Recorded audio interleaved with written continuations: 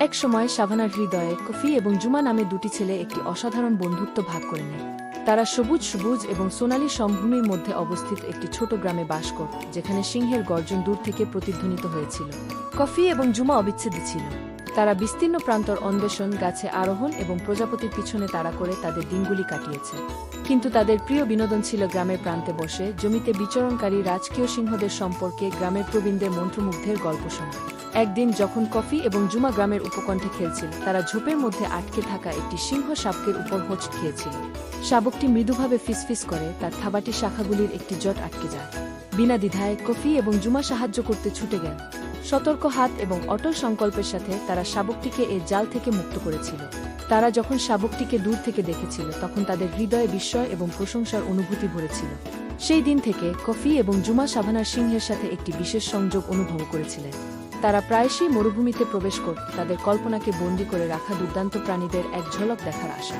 এক সন্ধ্যায় তারা যখন তারার ছাউনির নিচে বসেছিল, তারা একটি দূরের গর্জন শুনতে পেয়েছিল যা তাদের মেরুদণ্ডে কাঁপছিল। এর উৎস আবিষ্কার করার জন্য দৃঢ়প্রতিজ্ঞ, তারা সাভানার হৃদয়ের গভীরে শব্দটি অনুসরণ করেছিল।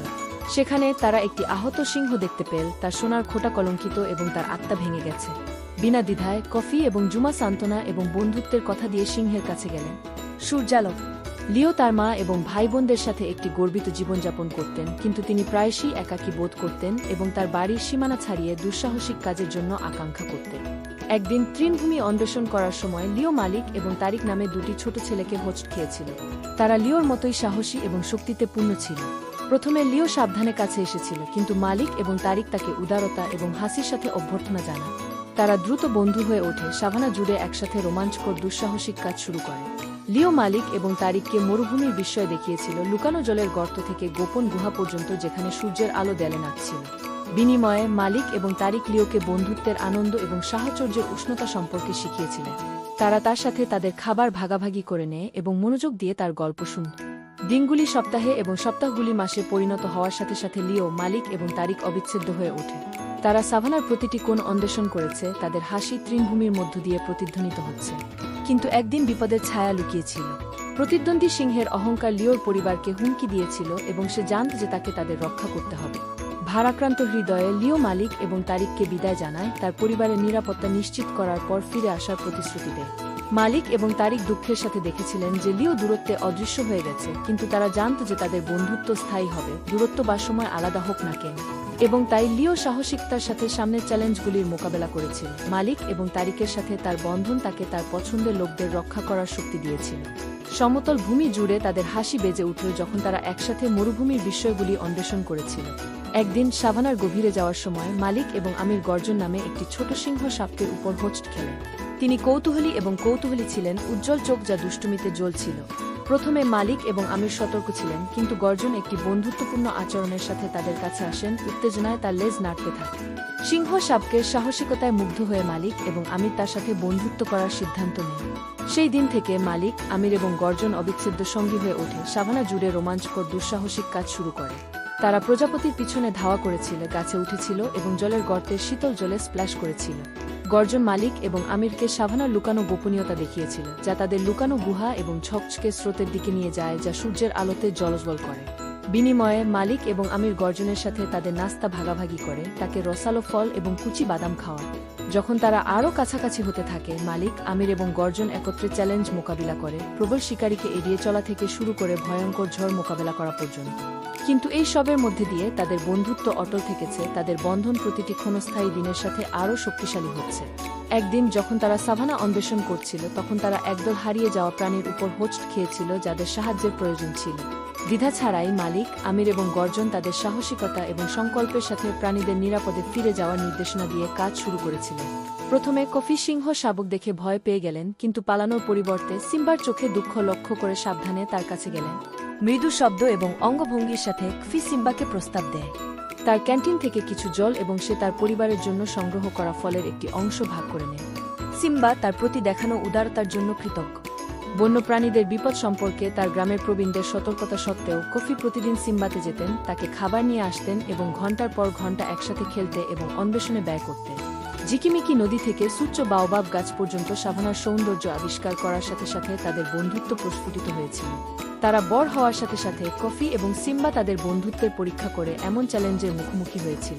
এমন সময় ছিল যখন সাভানার অন্যান্য প্রাণীরা কফিকে শিকার হিসাবে দেখেছিল এবং সিম্বাকে তার বন্ধুকে তার সমস্ত শক্তি এবং সাহস দিয়ে রক্ষা করতে হয়েছিল। এবং এমন কিছু মুহূর্ত ছিল যখন কফির গ্রাম বিচরণকারী শিকারীদের দ্বারা হুমকির সম্মুখীন হয়েছিল এবং সিম্বা তার পাশে দাঁড়িয়েছিল, তাদের বাড়ি রক্ষা করতে প্রস্তুত ছিল। প্রান্তরে ঘুরে বেড়াতে গিয়ে জাবারি প্রাথমিকভাবে চমকে গিয়ে লুকা সাবধানে জাবারির কাছে গেলেন, যিনি মৃদুভাবে ফিসফিস করছিলেন, স্পষ্টতই হারিয়ে গিয়েছিলেন এবং ভয় পেয়েছিলেন। তার ভয় থাকা সত্ত্বেও লুকা সিংহ সাপকে দুর্বলতা অনুভব করেছিলেন এবং তাকে তার ব্যাকপ্যাক থেকে কিছু খাবার এবং জল সরবরাহ করেছিলেন। জাবারি দয়ার জন্য কৃতজ্ঞ অস্থায়ীভাবে প্রস্তাব গ্রহণ করেন এবং তাদের মধ্যে একটি বন্ধন তৈরি হয়। দিন অতিবাহিত হওয়ার সাথে সাথে লুকা জাবারিতে ফিরে আসে, আরও খাবার নিয়ে আসে এবং একসাথে সাভানা অন্বেষণ এবং খেলার সময় কাটায়। তারা প্রজাপতিদের তাড়া করেছিল, গাছে উঠেছিল এবং আফ্রিকার বিশাল আকাশের নিচে গল্পগুলি ভাগ করেছিল। তাদের বন্ধুত্ব প্রজাতির বাধা অতিক্রম করে প্রতিটি ক্ষণস্থায়ী দিনের সাথে আরও দৃঢ় হতে থাকে। যাই হোক, তাদের বন্ধুত্ব মানব এবং প্রাণী উভয় জগতের চ্যালেঞ্জের মুখোমুখি হয়েছিল। কিছু গ্রামবাসী জাবারির উপস্থিতিকে ভয় পান, বিশ্বাস করে যে তিনি তাদের নিরাপত্তার জন্য হুমকিস্বরূপ। একইভাবে অন্যান্য শিকারীরা লুকাকে সম্ভাব্য শিকার হিসাবে দেখেছিল, যা বিপজ্জনক মুখোমুখি হয়েছিল।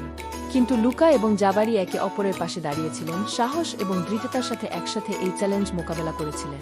তাদের বন্ধন গ্রামবাসীদের জন্য একটি অনুপ্রেরণা হয়ে ওঠে, যারা ধীরে ধীরে জাবারিকে হুমকির পরিবর্তে একজন রক্ষক হিসাবে গ্রহণ করতে এসেছিল। এবং প্রাণী জগতে লুকার সাথে জাবারির জোট তাকে অর্জন করেছিল। টিম একটি উষ্ণ হাসি দিয়ে লিওর কাছে গেল এবং তাকে কাছের একটি গাছ থেকে তোলা কিছু রসালো আম অফার করল। লিও টিমের দয়া দেখে অবাক হয়ে সানন্দে আমগুলি গ্রহণ করে এবং সেগুলি তার সিংহী বন্ধুদের সাথে ভাগ করে নেয়। সেই মুহূর্ত থেকে টিম এবং লিও সেরা বন্ধু হয়ে ওঠে। তারা সাভানা অন্বেষণ, গাছে আরোহণ এবং ঝকঝকে নদীতে স্প্ল্যাশিং করে তাদের দিনগুলি কাটিয়েছে। তাদের বন্ধুত্ব পথে চ্যালেঞ্জের সম্মুখীন হয়। সাভানার অন্য কিছু প্রাণী লিওকে ভয় পেয়েছিল কারণ সে সিংহ ছিল এবং তারা টিমকে দূরে থাকতে সতর্ক করেছিল। কিন্তু টিম জানত যে লিও সদয় এবং নম্র ছিল এবং সে যাই হোক না কেন তার বন্ধুর পাশে দাঁড়ায়। একসাথে টিম এবং লিও সাভানার অন্যান্য প্রাণীদের সাহায্য করেছিল। যখন একটি ছোট হরিণ হারিয়ে যায়, টিম এবং লিও তাকে তার পরিবারে ফিরিয়ে নিয়ে যায়। এবং যখন একটি দুষ্টু বানর গ্রামবাসীদের কাছ থেকে আম চুরি করে, টিম এবং লিও তাকে সেগুলি ফিরিয়ে দিতে এবং ক্ষমা চাইতে রাজি করা। জামাল এবং আজও বিস্তীর্ণ প্রান্তরের ধারে একটি ছোট গ্রামে বাস করে। তারা তৃণভূমি অন্বেষণ, গাছে আরোহণ এবং বাতাসে উড়ে আসা রঙিন পাখিদের পিছনে তাড়া করে তাদের দিনগুলি কাটিয়েছে। একদিন তাদের দুঃসাহসিক অভিযানের সময় জামাল এবং আজও সিম্বা নামে একটি আহত সিংহ সাপকে উপর হোঁচ খেয়েছিল। তার সোনার পশম ম্যাট করা হয়েছিল এবং তার অ্যাম্বার চোখ ব্যথায় চকচক করছে। ভয় পাওয়ার পরিবর্তে জামাল এবং আজও আহত সাপকের জন্য সংবেদনা অনুভব করেছিল। কোমল হাত এবং সদয় হৃদয়ে জামাল এবং আজও সিম্বার খুঁতগুলির দিকে ঝুঁকেছিল, তার ব্যথা প্রশমিত করেছিল এবং তাকে সান্ত্বনা দেয়। তারা তার সাথে তাদের খাবার ভাগ করে নেয় এবং শীঘ্রই সিম্বা তাদের বন্ধুত্বের একজন প্রিয় সদস্য হয়ে ওঠে। দিন যত গড়িয়েছে, জামাল, আজও এবং সিম্বা একসাথে সাভানাকে অন্বেষণ করেছে। তাদের বন্ধন প্রতিটি দিন যাওয়ার সাথে সাথে আরও শক্তিশালী হচ্ছে। তারা সূর্যাস্ত দেখার জন্য পাথুরে চূড়ার চূড়ায় উঠেছিল, লম্বা ঘাসে মাঠের মধ্যে দিয়ে দৌড়েছিল এবং কাছাকাছি নদীর শীতল জলে স্প্ল্যাশ করেছিল। তাদের পার্থক্য সত্ত্বেও জামাল, আজও এবং সিম্বা একে অপরের প্রতি তাদের ভালোবাসা এবং তাদের ভাগ করা দুঃসাহসিক কাজ দ্বারা একত্রিত হয়েছিল। তারা একসাথে চ্যালেঞ্জের মুখোমুখি হয়েছিল, প্রবল শিকারীকে এড়িয়ে যাওয়া থেকে শুরু করে ভয়ঙ্কর ঝড় মোকাবেলা পর্যন্ত, কিন্তু তারা সবসময় একে অপরের পাশে দাঁড়িয়েছিল। তাদের বন্ধুত্ব গ্রামবাসীদের অনুপ্রাণিত করেছিল, যারা ছেলেদের এবং সিংহ সাপকের মধ্যে অসম্ভাব্য বন্ধনে বিস্মিত হয়েছিল। তারা জামাল, আজও এবং সিম্বাকে সাভানার নায়ক হিসাবে উদযাপন করেছিল, যাদের সাহস। তারা বড় হওয়ার সাথে সাথে টিম এবং লিওর বন্ধন আরও দৃঢ় হয়। তারা অনেক দুঃসাহসিক কাজ ভাগ করে নিয়েছে এবং স্মৃতি তৈরি করেছে যা সারা জীবন স্থায়ী হবে। এবং যদিও টিম অবশেষে তার গ্রামে ফিরে আসে, কোমল হাত এবং কোমল যত্নের সাথে তারা সিংহের ক্ষতগুলির প্রতি যত্নবান হয়েছিল, তার বিশ্বাস এবং কৃতজ্ঞতা অর্জন করেছিল। বিনিময়ে সিংহ তাদের সাথে সাভানার গোপনীয়তা ভাগ করে নেয়, তাদের প্রকৃতির সূক্ষ্ম ভারসাম্য এবং সাহস ও সহানুভূতির গুরুত্ব সম্পর্কে শিক্ষা দেয়।